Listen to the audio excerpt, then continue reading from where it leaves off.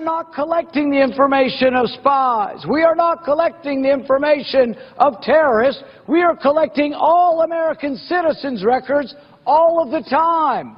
This is what we fought the revolution over. Rand Paul has gone chin to chin with Mitch McConnell, and some might even believe he's in the process turned his back on the Republican Party. And some factions of American government can't seem to get it through their heads that Americans do not want to be spied upon, even if it is for their own good. All right, doors to the arena now open. First up, partner in the O'Brien and Ryan Philadelphia law firm, one of the top 50 female lawyers in Pennsylvania and legal expert here on Newsmax. Pleasure to see Heather Hansen again, joined by veteran broadcaster heard over the years in Boston, Chicago, Los Angeles, and more, just like all of us because we've all worked everywhere. Yeah. Steve McPartlin joins us.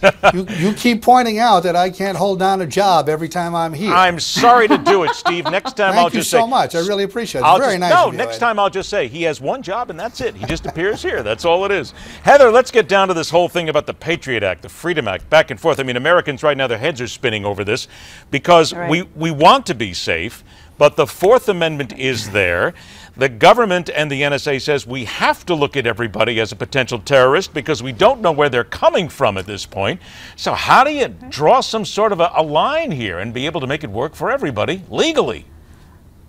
I really think that the U.S. Freedom Act, which is the act that is pending and hopefully most likely will be passed later on this week, is the way to do that, Ed. What that means is rather than have the government hold on to all of this metadata, it will stay with the phone companies where it has to be stored anyway and can only be received by the government if they have a warrant and they go ahead and prove that they actually have some reason to get your information. Okay, now I have to ask that because you have the warrant, you're the NSA, you go to the phone company, you ask, the phone company then talks to their lawyers talk to their lawyers. Okay. Everybody spends time in between. I guess what the government is saying is we can't wait that long because if we have something that's imminent, we need to get to the terrorist and not have to wait for all the lawyers to look at it. That is the government's argument, but the truth of the matter is sometimes you can actually get these things. If you can show that there's a real emergency, you can actually get these things and get the warrant later. And in situations where it involves terrorism, you really have to imagine that they would be able to move pretty quickly into getting the information that they need. There's also been no proof that the Patriot Act has actually been successful in thwarting any terrorism acts. So that on top of the privacy issues, the weight of that really falls in favor of more privacy and the ability to get the warrant. So Steve, as a private citizen then, do you feel less safe today than you felt yesterday? Do you think the government is intruding or should they go ahead and get all this information? I don't find this intrusive at all. I think the one thing that we really have to understand, we are at war. Either we're at war or we're not at war, and we are at war. Historically, United States citizens go through certain sacrifices during war, and we are being asked to sacrifice a very, very small part of our privacy here. I personally have no issue with that. I don't think anybody really should have an issue with it because they really don't care if you're calling your pot dealer. Thankfully, they don't care if you're calling your bookmaker. They don't care if you're calling about having an affair. But if you're making 2 or 3 or 4 calls a week to Islamabad, they'd like to listen in. I have zero issue with it. Steve, is that what the GOP needs to do then? Is maybe the people who are on the side of the NSA need to say, wait a minute, people, we're at war. This is like World War II, any other war. And Americans, you've got to learn to stop being soft and basically just give up a little freedom every now and then to stay safe. Well, and by the way, I'm not running for office, in case you're wondering. Well, geez, I would vote for you, though, if you weren't. And I don't even know what we're giving up, because as there seems to be no indication that we have really found any terrorists or any spies through this program, on the flip side, we haven't prosecuted anybody for any ancillary crime they may or may not have committed or indicted themselves for via the phone. So where is the harm? What is going on? I know that it's great to stand for our civil liberties. Believe me, I'm the last one who wants to trample on our civil liberties, but I think things like not being able to buy a 32-ounce Coke or not being able to smoke in a public area, I think those are more challenges to are a larger challenge to our civil liberties than somebody listening to me talking to my bookmaker on a Sunday afternoon, you know. Please, let's not, we're not in football season yet, so you're okay. 60 seconds to go, then we'll take a break, come back. Real quickly, Rand Paul, some people believe, Heather, is now the GOP enemy #1 because he has gone against some of the Republicans. Some people even think he may have taken himself out of the presidential race. What do you think?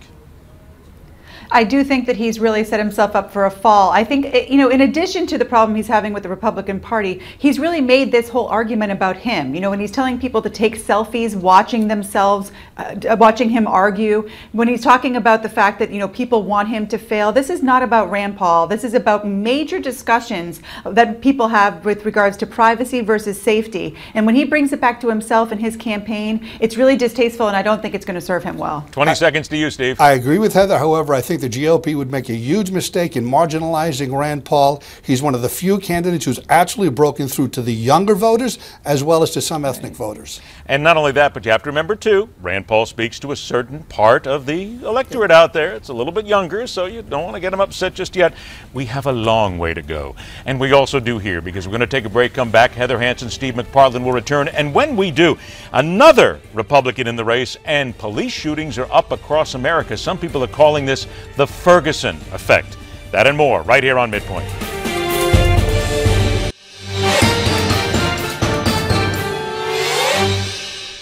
All right, welcome back to the Arena Part 2. Legal analyst Heather Hansen and veteran broadcaster Steve McPartlin. Better, Steve? Much better. Okay, good. Yes, I just wanted to go ahead and get there. All right. Steve, I start with you on this one. Now, Lindsey Graham announcing that he will run for the Republican presidential nomination. Hey, look, everybody can run. I mean, it's a day ending in Y, so why not?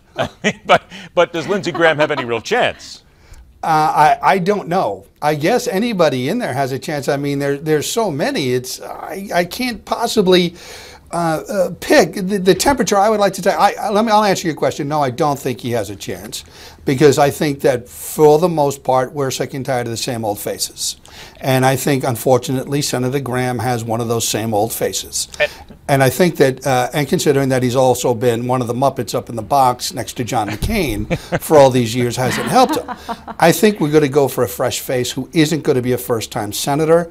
I'm looking towards the governors. I'm looking towards Kasich. I'm looking towards Walker, etc. like that. So if you're asking me, do I think he has a chance of winning?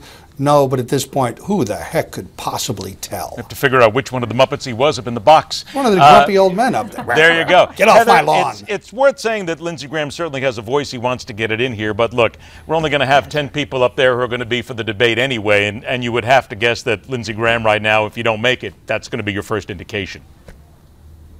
Yeah, I do think he'll help focus the discussion. In his speech today, he was really focused on radical Islam. He was focused on our national security. He did bring up Social Security, which I think is going to be a big part of the discussion. Jeb Bush started speaking about that as well today. So the good thing about so many faces, although we tend to lament it, is that it really brings new people and new conversations to the fore that maybe would not have. And I think Lindsey Graham, especially being such a hawk, will sort of be a good counter to Rand Paul in that respect. Let's move on now and get to something rather stunning, but also maybe we shouldn't be that shocked. The Washington Post reports that fatal police shootings in 2015 are now approaching 400 nationwide. They're showing the vast majority of the victims, more than 80%, were armed with potentially lethal weapons. Heather, there's a lot of cops out there who are afraid right now to do their job, and there's a lot of people out there, let's be honest, who probably are taking advantage of the situation.